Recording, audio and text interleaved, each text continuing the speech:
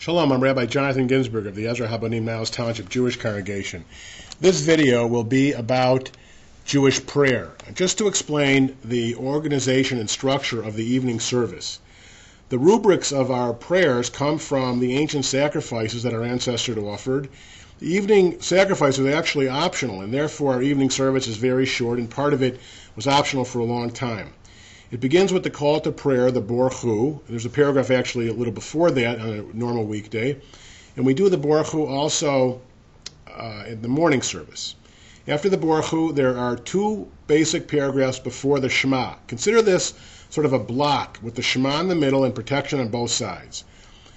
In the evening, just as in the morning, the first prayer before the Shema is about God and nature. The prayer is slightly different, but they're both about God and nature.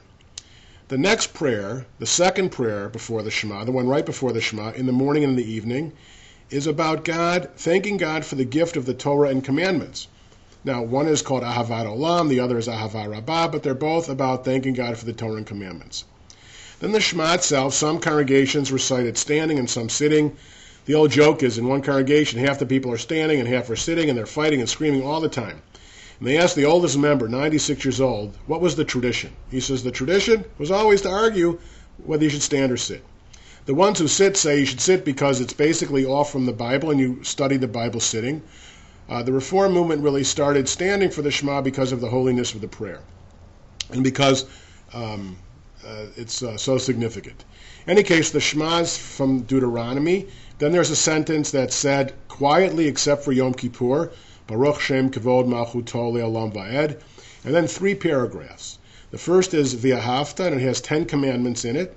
Not the 10, but 10 other commandments, to love God in all ways, and to fill in mezuzah, and to teach your children. Then there's a middle paragraph called V'haya im Shemoah, and then a final paragraph, Vayomer Adonai, involving the fringes. And in the morning, when males and females who want to are wearing the talis and with fringes, they would take the talis to their lips and kiss it every time they said tzitzit. Then in the evening, there are two prayers after the Shema. In the morning, there's only one. The first one is Ga'al Yisrael, thanking God as the Redeemer. And the second one is called the Hashkivenu. This is not done in the morning, but it's done every night of the year, and it asks God for protection throughout our night and throughout our lives, and a reference to allusion to the world to come. Now, following the Shema block, you prepare for the Amidah. The Amidah is basically the same during the weekday, morning, noon, and night. The first three blessings and the last three are done all of the time, even on the Sabbath, and they're basically not changing.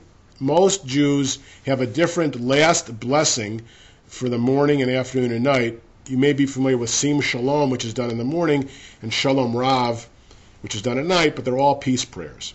The first is always the forefathers, the Avot. The second is called Givurot, and it ends with the resurrection, God who resurrects the dead. The third is always the Kedusha, sanctification of God's name. Now at night, the Amidah is done completely silently, as opposed to the morning and afternoon when it's also done out loud by the person leading services. Now in the middle, there are 13 petitions, asking God in the plural for various things, that we ask God for things. On the Sabbath and holidays, we don't have those 13 petitions because we don't want to ask God for anything to do any work. So those 13 are substituted by a single prayer celebrating the Sabbath or holidays. And then you end with 3 paragraphs, Ritzei, Modim, and either Sim Shalom or Shalom Rav. And hence you have 19 blessings on the weekday in the evening service. Now at one time, we didn't have that. Before you do that, there's 18 biblical phrases and sentences. And the rabbis put those in as a substitute for the full 19 blessings of the Amidah, and that's because that was done before the 19th prayer was added. But the Jewish people wanted a full Amidah, so the rabbis finally had to give in and put one in. And then the service ends the way they always do, with a full Kaddish, the Aleinu prayer, and then the mourner's Kaddish. Now, on Shabbat, before all this, there's another brief service called Kabbalat Shabbat, which has 6 Psalms from the Bible, plus the famous prayer Lecha Dodi, as we welcome the Sabbath bride.